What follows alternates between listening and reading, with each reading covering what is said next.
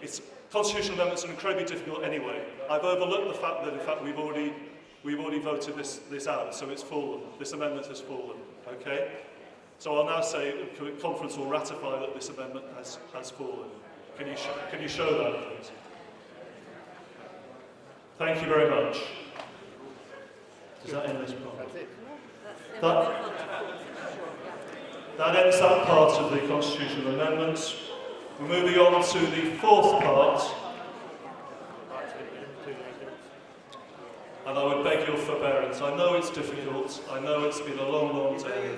And I know it's difficult to concentrate on constitutional amendments, but they are absolutely essential in terms of building this organisation.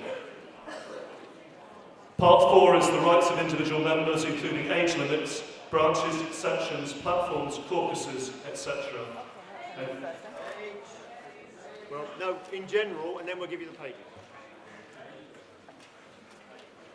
The IGCC will motivate this in general, and then I'll give you the page numbers of the amendment for the amendments. Okay? If I could ask the IGCC to propose this in 5 minutes. Thank you. It's the general principles, then we'll give you the numbers.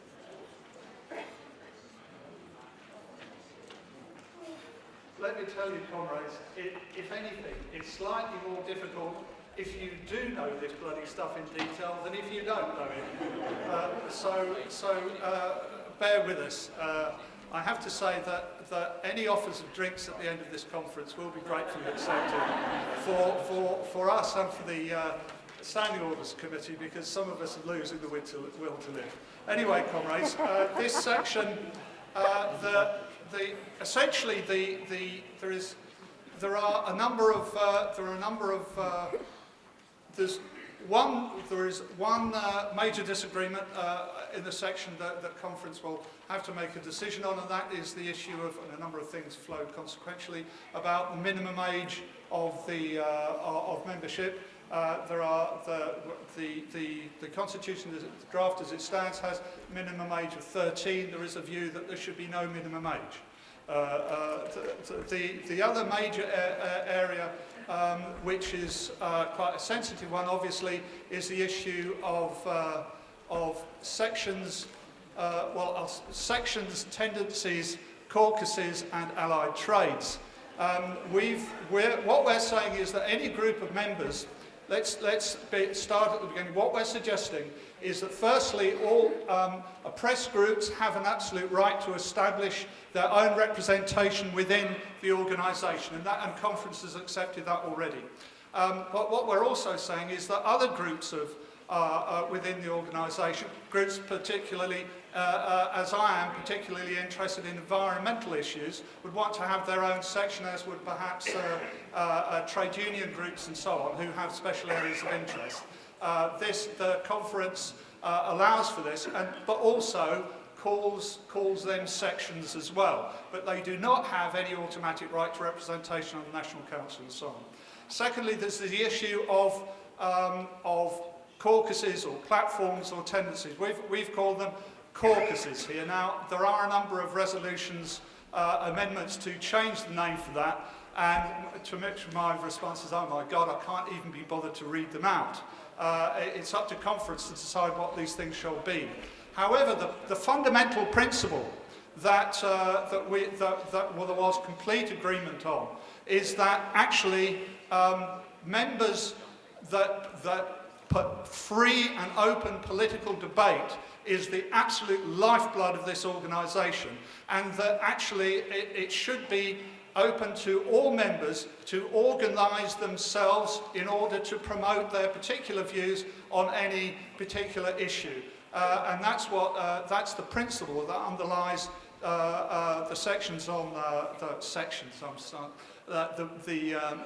clauses on caucuses. There is of course another view, which is to say that caucuses or whatever else you want to call them, can be harmful and disruptive in the organisation. Of course, we all know that is true. But we also know that that people will always form such groups in any organisation. And what we're saying is, it is their right, but we want it to be done in an open and democratic way, and not behind closed doors. Those are the underlying principles that have driven this section. Thank you.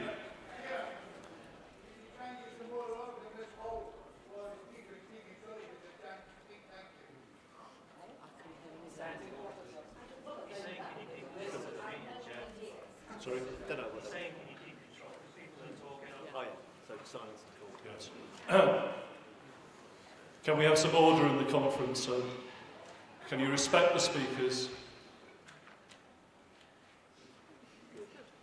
Thank you. There are amendments from Rugby, Islington, Sheffield, Cardiff. That must be accepted, isn't it? No, it's not accepted. Lambeth and Tower Hamlets. Can they all be prepared to speak to their amendments, please? Coming to that. The first one is the Rugby amendments on section 5, which is page 29. That's 61 on the large print, and that's amendment number 8 on that page. Rugby. Speaker from Rugby. Rugby.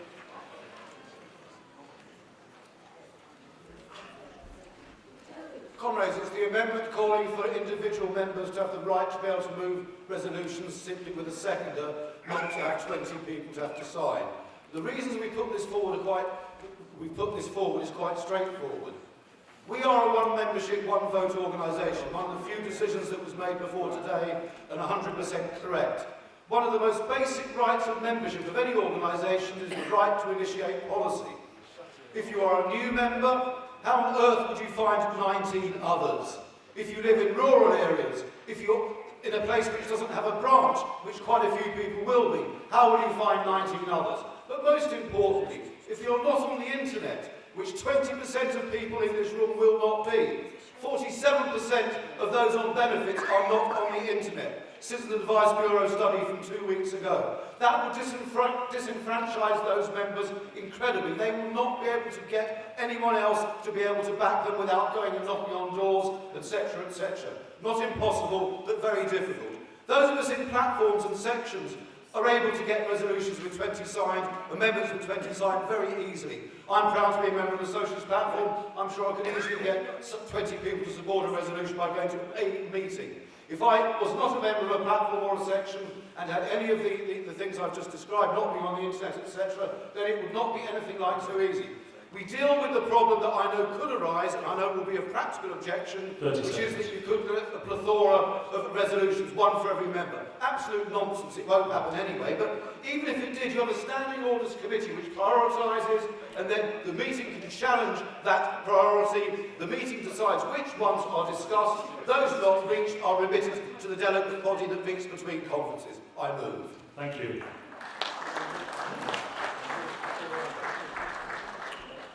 There are 4 amendments from Islington. There's one on section 7A, which is page 31, amendment 16. That's 65 in the large print. That's 7A and 7C. There's amendment on section 3F, which is page 27, I believe. What's that? 3F is 58. That's page 58 in the large print. And there's an amendment to section 12D, which is page 36, amendment 23, which is page 76 of the large print.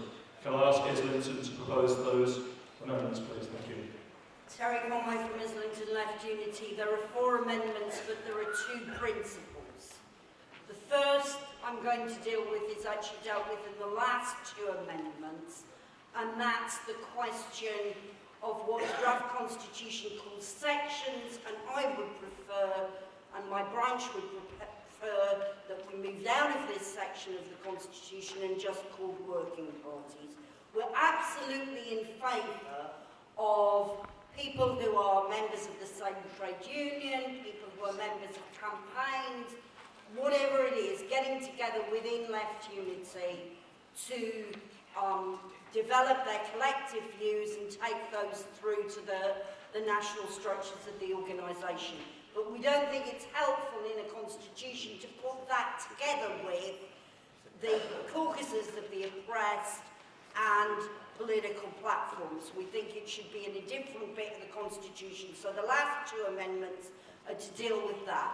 The first two amendments are to deal with what I think is a question of principle, as Shaun said. We don't think we should have an age limit at either end of the age spectrum as to who can join Left Unity. Every movement for political change, progressive political change that has ever happened has been led by very young people. Who are we to say when somebody can know their own mind politically? We already have members of Left Unity who are below the age limit that is set out here. And I want to see us having hundreds, nay thousands more.